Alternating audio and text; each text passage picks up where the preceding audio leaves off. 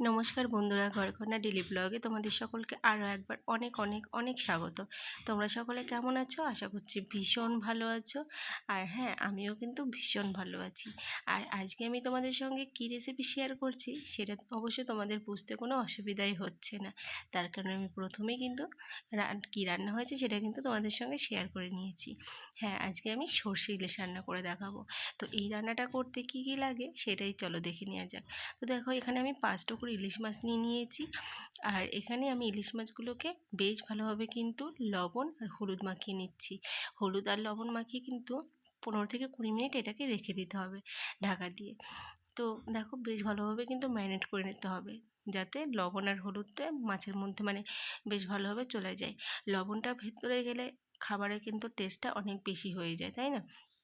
তো সেই জন্য বেশ ভালোভাবে কিন্তু ম্যারিনেট করে নিতে হবে। আর এই রান্নাটা, চলো কী কী লাগছে রান্নাটা করতে সেটা দেখে নেওয়া যাক। তো এই দেখো, আমি এদিকে নিয়ে নিয়েছি সর্ষে, কালো সর্ষে, আর কয়েকটা 4 থেকে 5টা শুকনো লঙ্কা, আর তার সঙ্গে দিয়ে দিয়েছি লবণ। তো লবণ আর লঙ্কা দিয়ে যদি সর্ষে পেস্ট করো না, তাহলে কিন্তু সর্ষেটা তেতো হয় না। তো দেখো, আমার কিন্তু পেস্ট করা হয়ে গেছে। তো এখানে কিন্তু তোমরা কাঁচা লঙ্কাও নিতে পারো। তো দেখো, আমরা কিন্তু শুকনো লঙ্কা নিয়েছি। আর এবার কড়াইটা গরম করে এর মধ্যে দিয়ে দিচ্ছি বেশ খানিকটা সর্ষের তেল।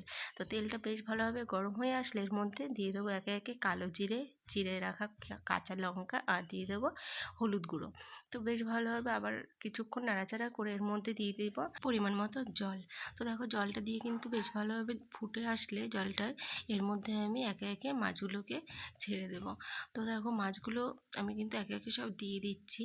আর যখন জলটা আবার বেশ ভালোভাবে ফুটবে, তখন কিন্তু আমি এর মধ্যে দিয়ে দেবো পরিমাণ মতো লবণ।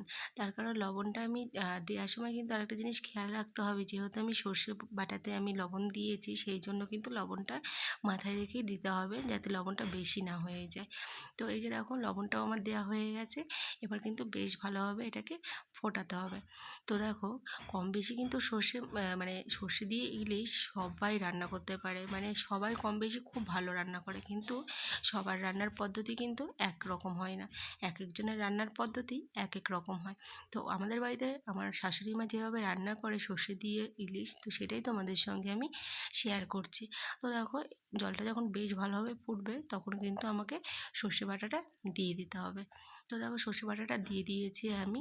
এবার কিন্তু আমাকে বেশ ভালোভাবে কিছুক্ষণ ফুটিয়ে নিতে হবে। দেখো, আমি কিন্তু বেশ ভালোভাবে কিছুক্ষণ ফুটিয়ে নিচ্ছি। আর হ্যাঁ, ফোটানোর পরে কিন্তু এর মধ্যে আবার কয়েকটা গোটা কাঁচা লঙ্কা দিয়ে দিতে হবে।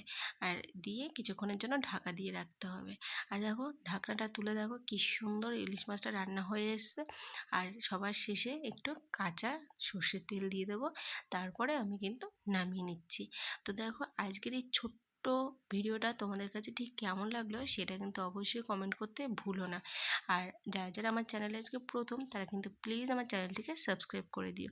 তো চলো, দেখা হচ্ছে আরেকটি নতুন ভিডিওতে। তোমরা সকলে ভালো থেকো, সুস্থ থেকো, সাবধানে থেকো। চলো, বাই।